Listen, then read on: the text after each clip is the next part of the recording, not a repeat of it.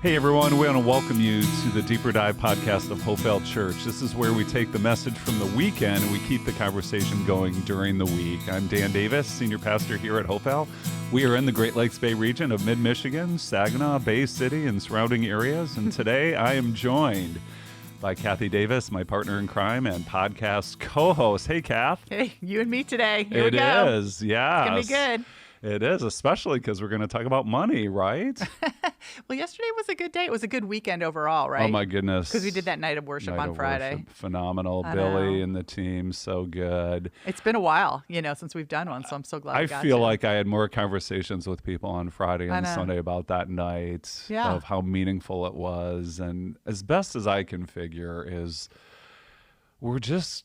we're hungry. We're starved. It's been a rough year, right? Rough couple years, and people just want to worship. And you had that sense, and it was great. Boy, I came up toward the end there, and it was probably like 8:15 or something. I mean, I looked at my watch. I'm like, I can't believe how the time has flown. And I think it was just really evident of what was going on. So yeah. So thankful for the volunteers. I know they put in so much time to prep for something like that, and the tech people and the people on the stage behind the scenes. Just, again, we know we've been talking about home. Home is where you serve. Home is where you give. Home is where we get to enjoy stuff like that together, that common bond.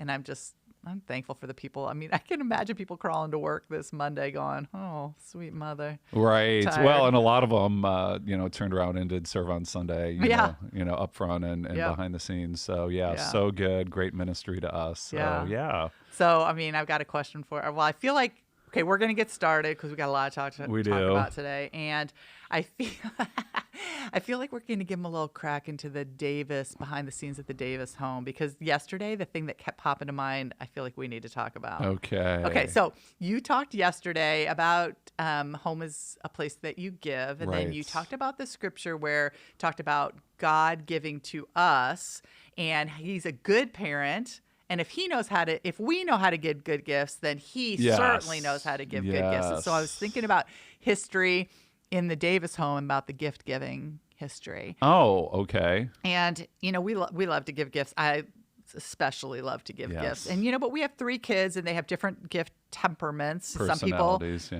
some people have posted Christmas lists printed in color when color printing kind of wasn't even a thing, on the door, like, don't forget, and and then some kids are just a little bit more like, read my mind. And so we have one that specifically sticks out in Davis lore about maybe a gift miss.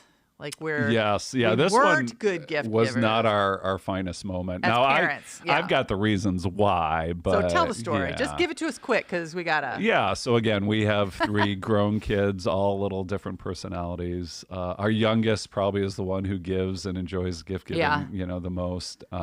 But as he was getting older. Through elementary school, and he was saving up Christmas money or whatever. A lot of times if he wanted a video game, he'd buy it on his own. So his birthday was rolling around, and we were stumped. Yeah. So we asked him, what do you want for your birthday? And he didn't really know. Right. And again, sometimes either kids don't really know, or they do know, but they want you to read them. I don't know, right? Yeah.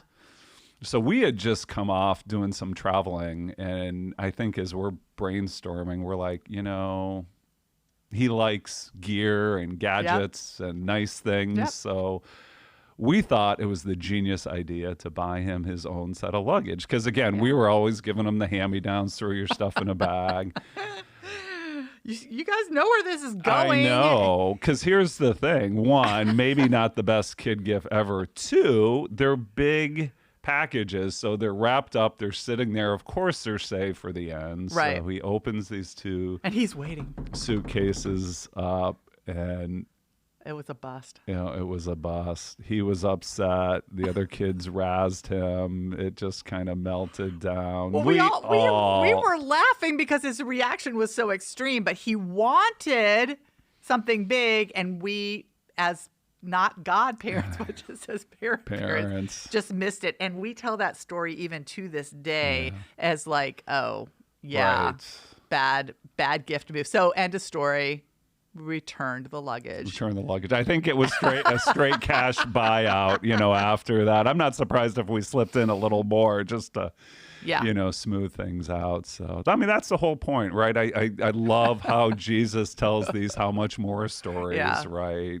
Yeah. Because it's like, we weren't trying to fake him out. We weren't, but it was a mess. Yeah. Right? So no pressure. I'm getting a little highs because Christmas is coming now, and we, trying to figure it all out within budget and all the things and what people need. And if you can even get it, right, oh my God, there's all Don't even talk to me about that. Last year, I know you were like up in arms on the whole postal service because they were dropping the ball and gifts were getting there on time. Yeah. So, I know. Okay. So yesterday, we kind of continued this home series. We did. Yeah. And so we're like week 4 in it now. Home is a place 4 or 5 weeks. So paint the overall context picture. Yeah, and I think it's important that you understand, the talk about giving yesterday was in the context of the home series, right? In conjunction with these other pieces, home is where you belong, the common relational bond that we share with this fellowship that we not only have with each other, but we have with Jesus. The home is where you believe, this idea of doctrine, common core beliefs rooted in Scripture, centered on Jesus. And then Sam talking last week about our common contribution, how we've all been spiritually gifted and uniquely crafted to release God's grace into the church and into the world.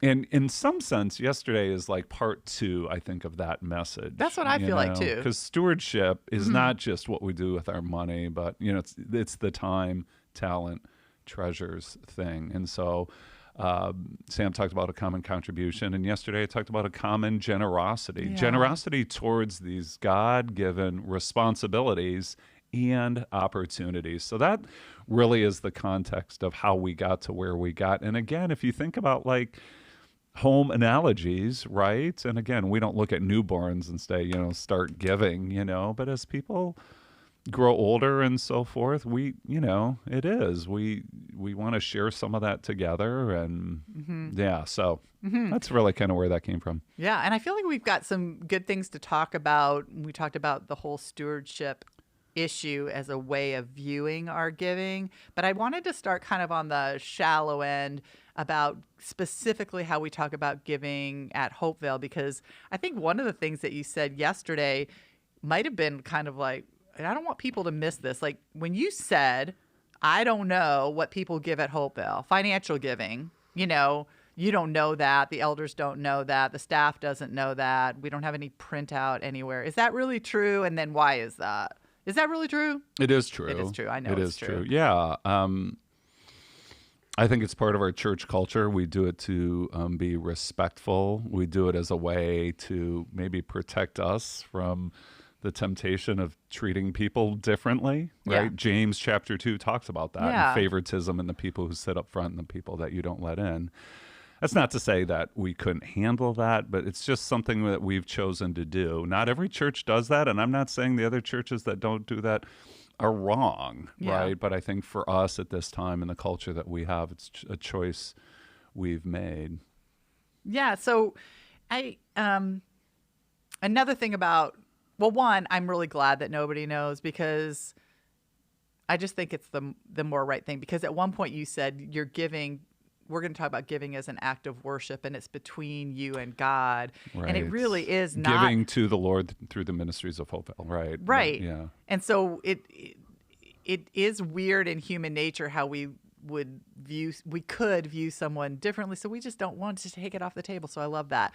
And so here's another thing though about giving at Hopeville. I remember when we've been here a while, we used to pass the plate at Hopeville to do the offering. We are not doing that now. So why aren't we doing it now?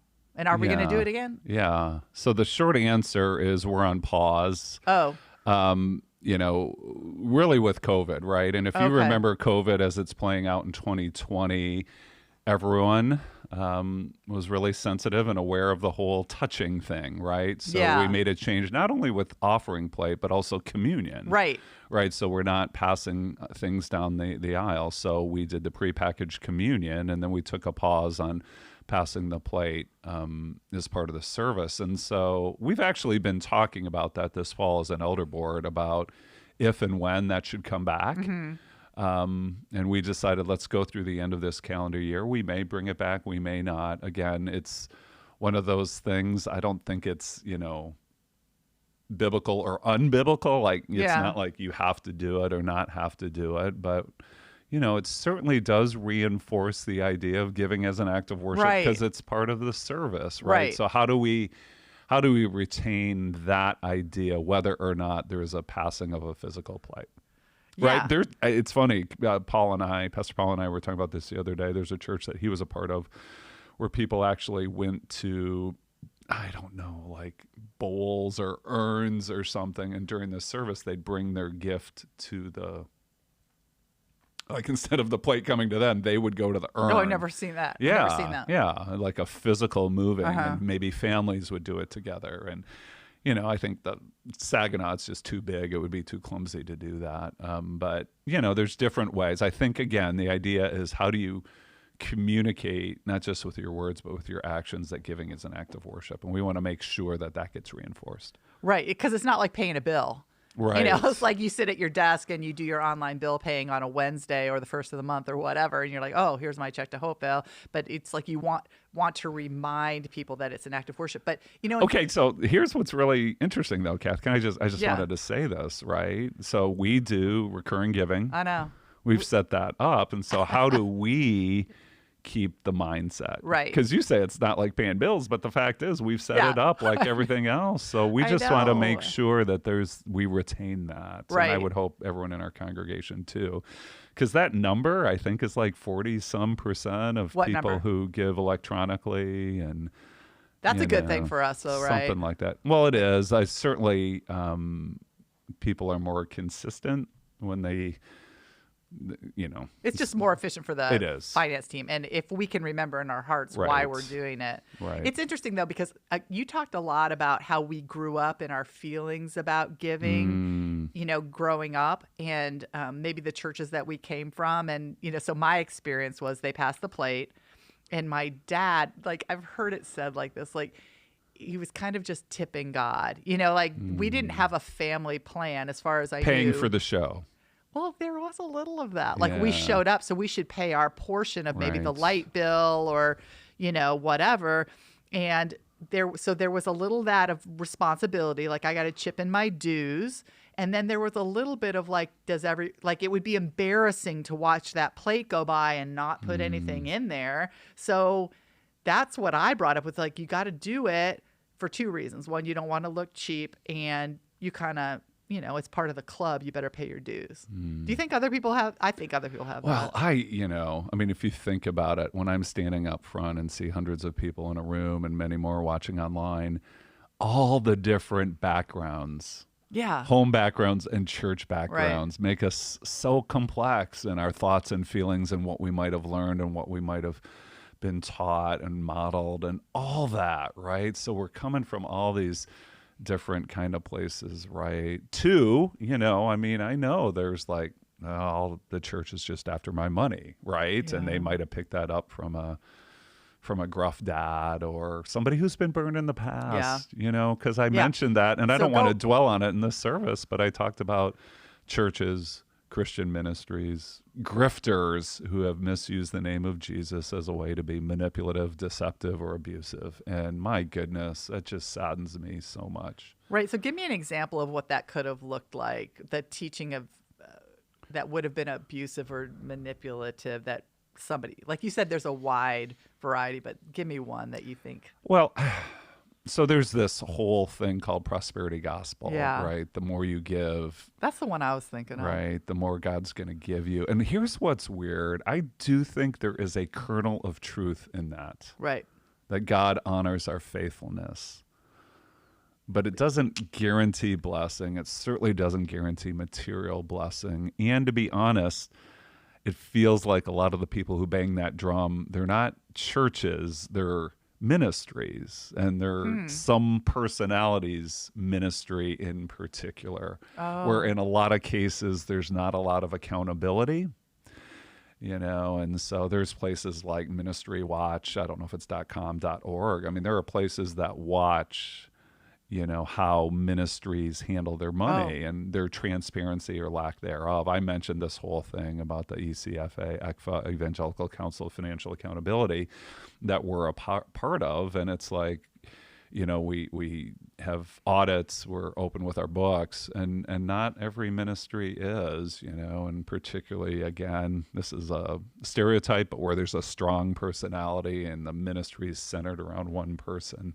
Yeah. Not always, but sometimes that's really where there could be some challenges. And yet, again, all kind of clothed in, this is for God, this is for Jesus. And right. So, and everybody wants to be for God and for Jesus. Yeah, right. So the other one that I was thinking is, I've heard of people that have gone to churches where they've been asked at the beginning of the year maybe to give a pledge and to write the pray about it, and then to write the number down that you're going to give that year, and then maybe being held to that through the year. Like you get the letter like, hey, you might be falling a little behind. And so it's not wrong. It may not be wrong, but people could have some. Yeah, so I can sympathize with churches that we don't do that, but with churches that do that, because when you're trying to set a budget, it's you're praying and guessing and using past experience. That's what we do, And so I think churches that do that, maybe the pure intention is, well, we have to have a general idea of what's coming in. Yeah. But then what you do with that do with that information, because again, everyone's situation is unique, and we face hardships, and a commitment that we make 6 months ago, maybe our life situation has changed, or maybe we were overambitious, or whatever, right? A lot of different reasons why. So yeah.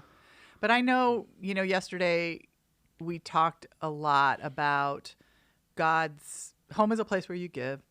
God's spoken a lot in the scriptures that we can about money and our relationship to money and giving that money away. And so there were a lot of scriptures you could have gone to, and you talked about a lot of them yesterday about how God talks about money and giving. And I love specifically the widow's mite and how her poverty did not hold her back from being a part of worshiping God through her giving. But there's a lot more passages that you probably didn't have time to bring up. So I'm thinking, okay, what's your favorite of the whole? Could you pick a favorite of God's view? Man. I mean, just your personal favorite. Well, I would say this. I think my starting point is what I referenced in the message towards the end there in Matthew 6, and the two questions, who's your master and where's your treasure, that Jesus talks about in the Sermon on the Mount in Matthew chapter 6, that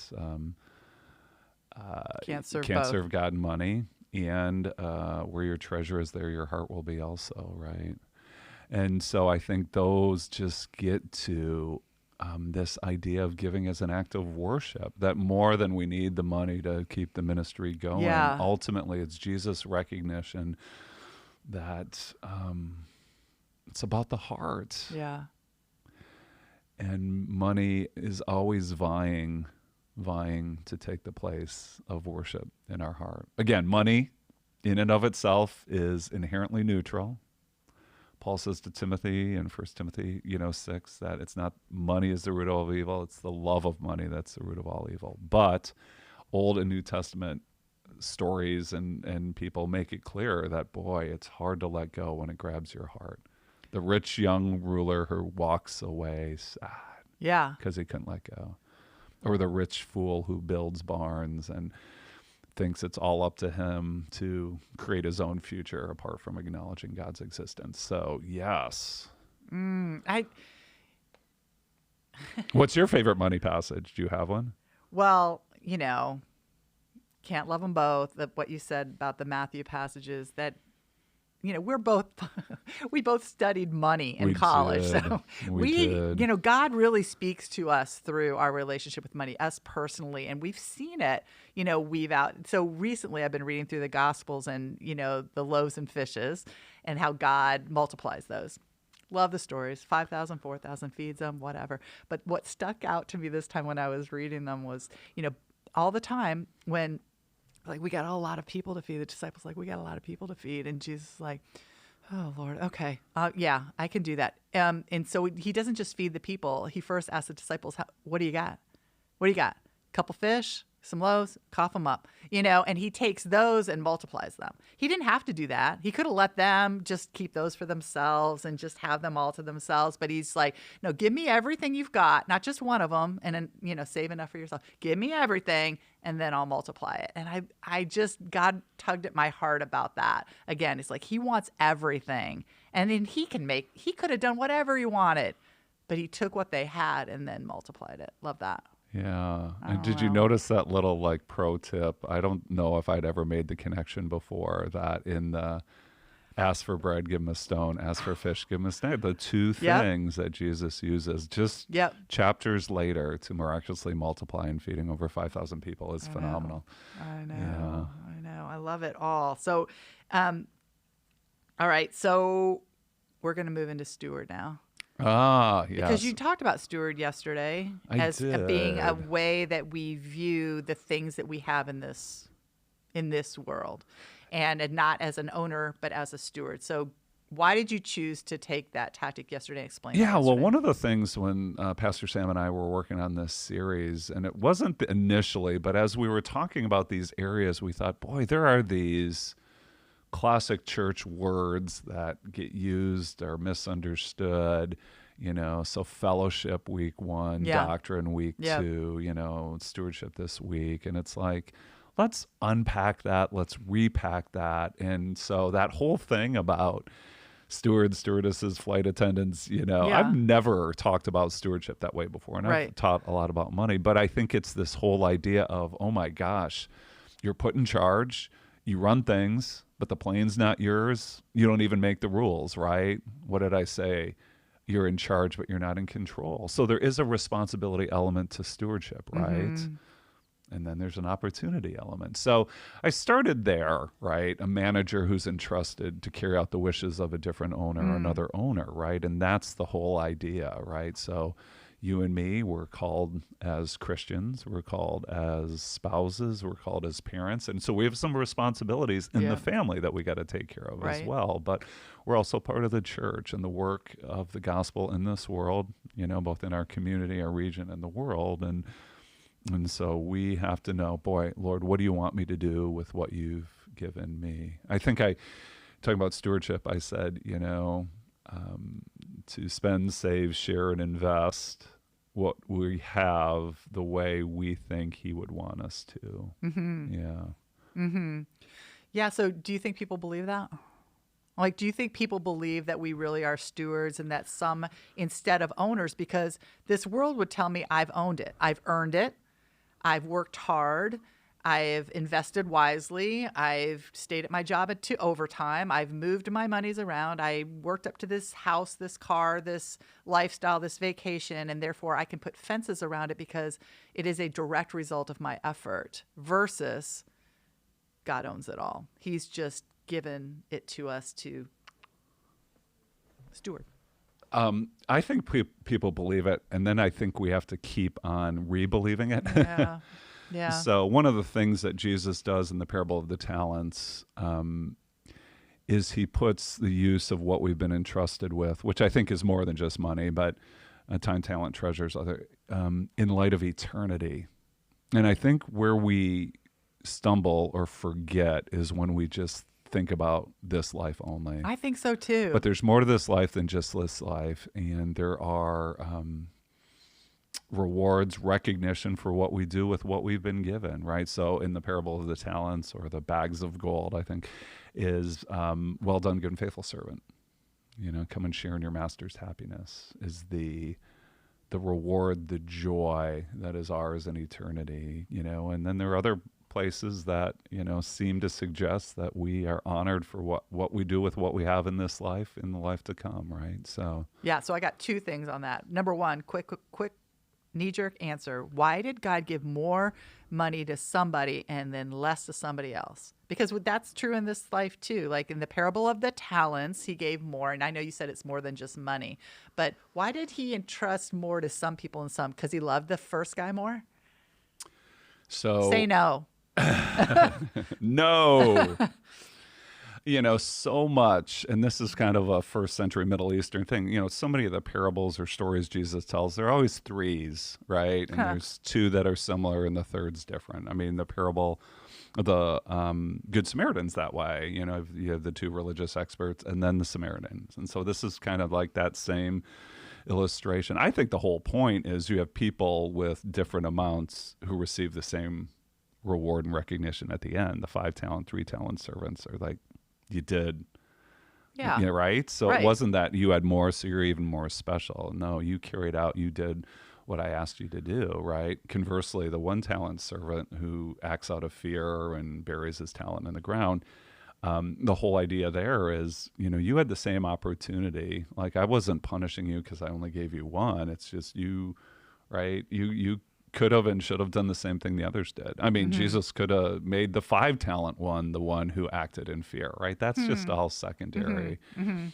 I think too, right? There, especially when it comes to money or what we have, what we make, what we wear, what we drive, where we live, we're so subject and tempted by envy, jealousy, greed, right? And I think a parable like that kind of smacks us along the faces. It doesn't matter what everyone else has. Yeah. What are you going to do with what I've entrusted to you? Absolutely.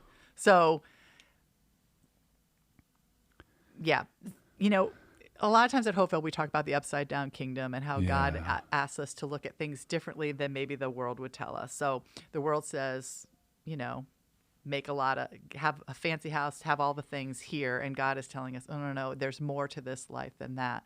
And so I feel like with money, because I'm a pretty practical girl, with money, it makes sense to me.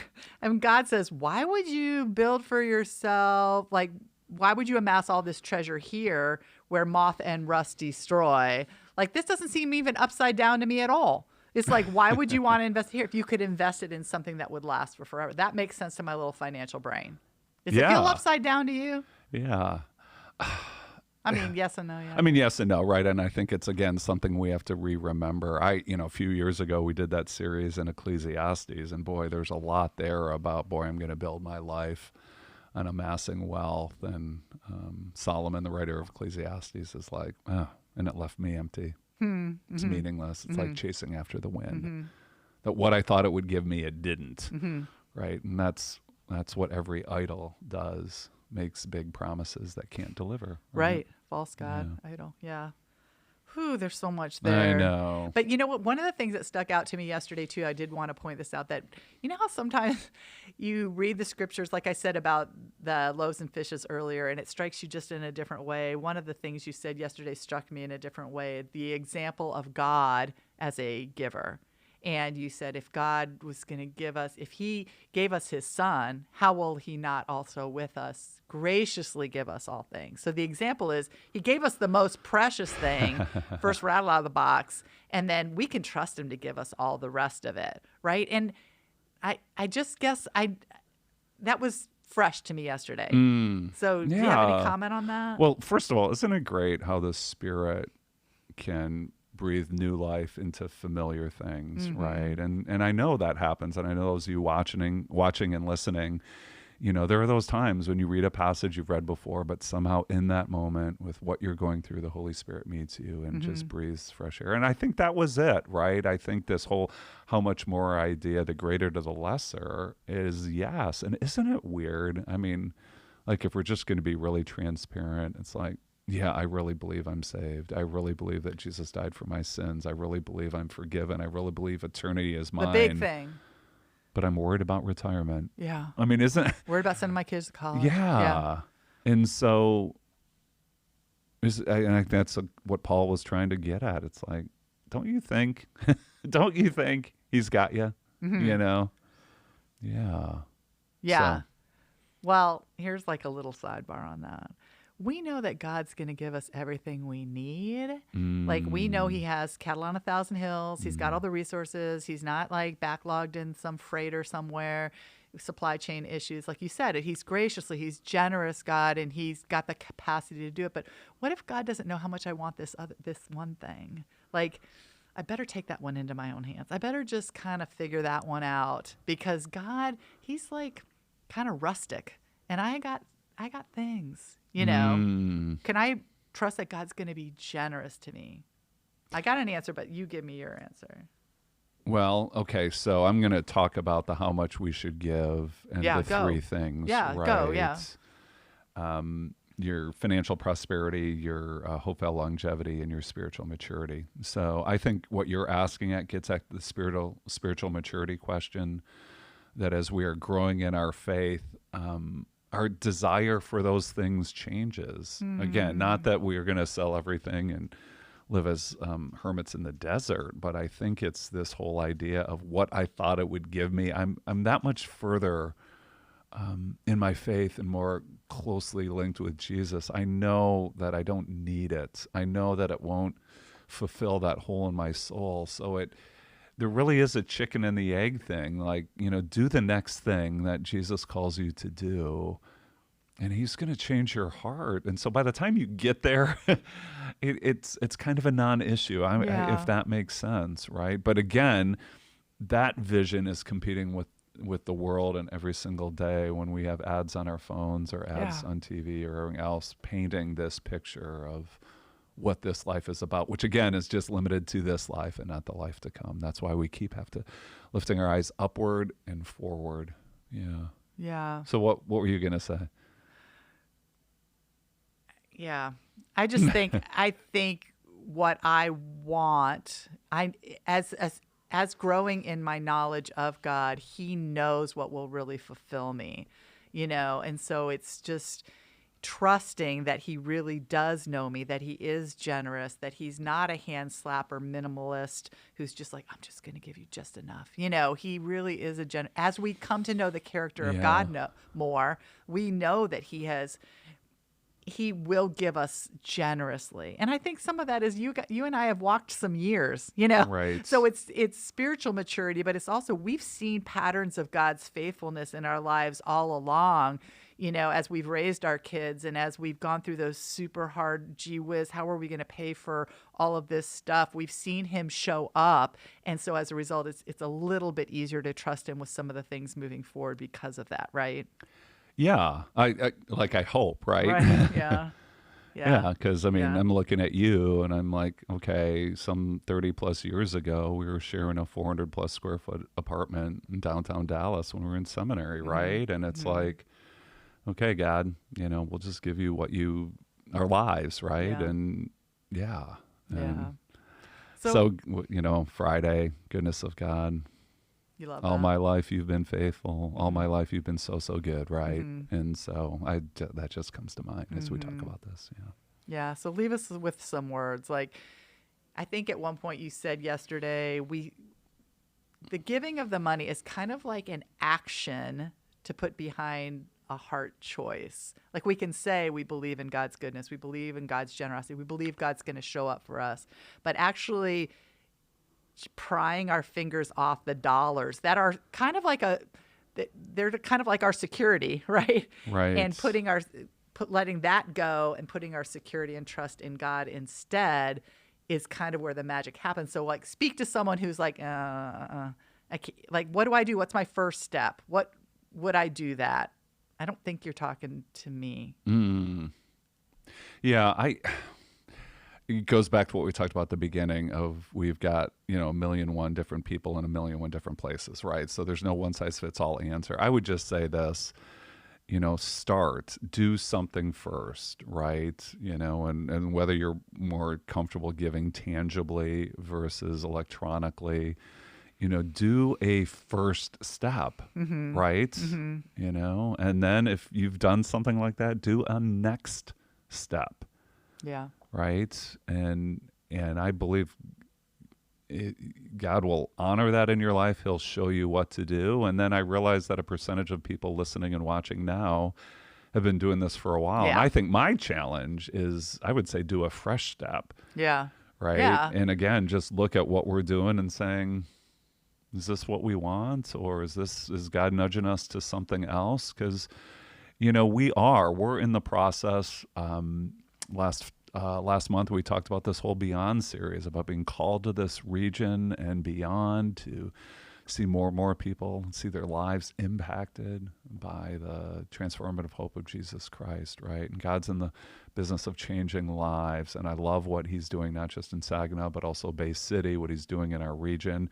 There's some really exciting stuff about this just movement of hope in our region and beyond that we just want to see Jesus lifted up. And so, again, maybe because I've been here for a while and I know a percentage of our church has, right? Yeah. That we would not look back at our move from the smaller Shattuck Road church to where we are now and go, okay, whew, God's done, right? But there's always a new work, a fresh work of kingdom advancement for the gospel.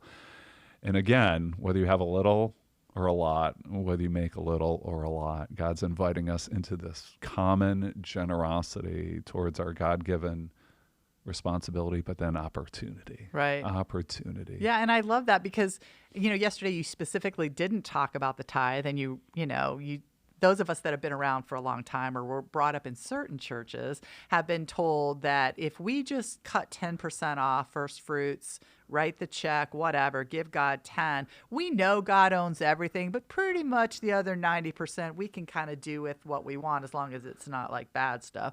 And so we can put fences around that other 90%. But so to those people, I mean, I think our encouragement to ourselves as well is like, there's no rule there's no box check again. There's no box check in following God. There is a growing trust. And, I think too, God tells us, whether we're the people that have never given who are giving a lot, he tells us to test him in this.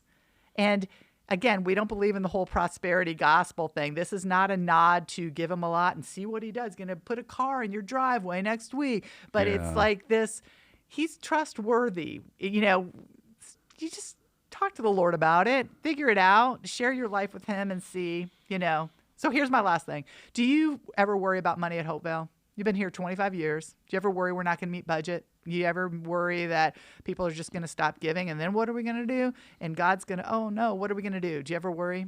You're the senior pastor. You worry? I've had moments. Yeah. Yeah, I've had moments, and I think, again, for those who were around in the late 2000s, we were halfway through our capital campaign and the economic collapse, the housing bubble broke at the end of 2008, and we were halfway into a capital campaign. And it's like, you said, like, I graduated with an econ and finance degree. Everything on paper would say that was the worst possible time to think about relocating and building a new church building, right? And then God's like, see, this is my specialty. This is what I do, right? Yeah, and I think these last couple of years have been stretching because there's so much uncertainty and people are feeling anxious. And so again, we go back to just, great is thy faithfulness. All I have needed, your hand has provided. I mean, that's an anthem for us personally as believers, but it's an anthem for our church as well. And so I think having those milestones, those markers help. Not that, it's just signs of God's faithfulness. And so I think that's one of the reasons in Scripture, Old Testament and New, it's like, keep telling the stories of how God's been faithful, because he is, to provide what we need and carry out the work he's given us to do. Because after all, do I worry about money? Like, after all, I have to remind it, I'm a steward. I don't own Hopeville. The elders don't own Hopeville. The pastors don't own Hopeville, right? It's not my church. It's God's church. But he's entrusted us as stewards to carry out the work. So that's what we do. And again, what did I say? Re-believe? A lot of things we've talked about over the last half hour and yesterday is just about re-believing what we know to be true and seeing God's glory shine through it. Right.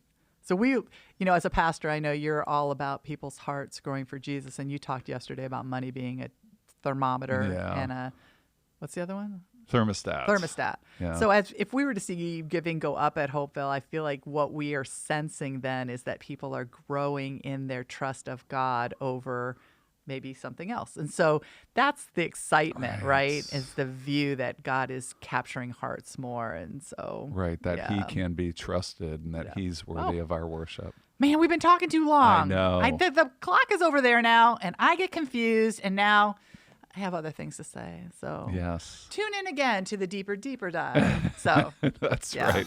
We'll give you Kathy's number because she still has plenty to say.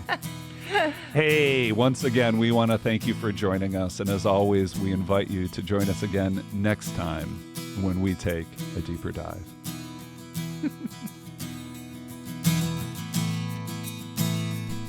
Thank you for watching the Deeper Dive video podcast. To check out our full library, make sure to subscribe by clicking the button below. Also, make sure to select the bell icon in order to be notified of any new content as it's posted. If you would like to give to the Lord here at Hopeville and support the ministry, you can give by visiting hopeville.org/give. Thanks again for joining us today. We look forward to seeing you and your family here at Hopeville Church.